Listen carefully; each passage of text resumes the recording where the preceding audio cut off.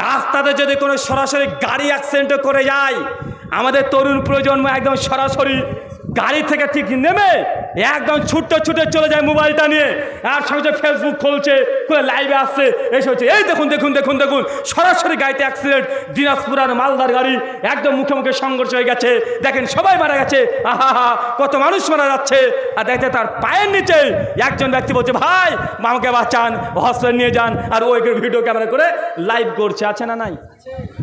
আরে বেটা তুই লাইভ বাদ দে, আগে তুই ওকে রক্ষা কর, আগে হসপিটালে ব্যবস্থা কর। ওর মাথাটা ফেটে গেছে, রক্ত বের হচ্ছে, নিজের জামা পায়জামা ছিঁড়াকে বেঁধে দে। এটা রাস্তায় তুমি চলাচল করছে, এটা রাস্তার ট্যাক্স তোমার।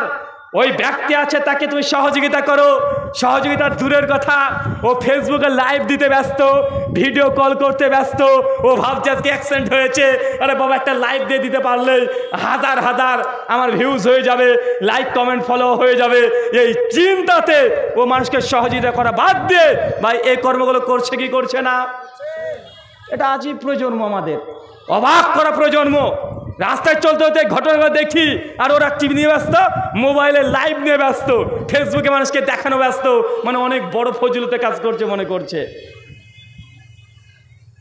রাস্তার হক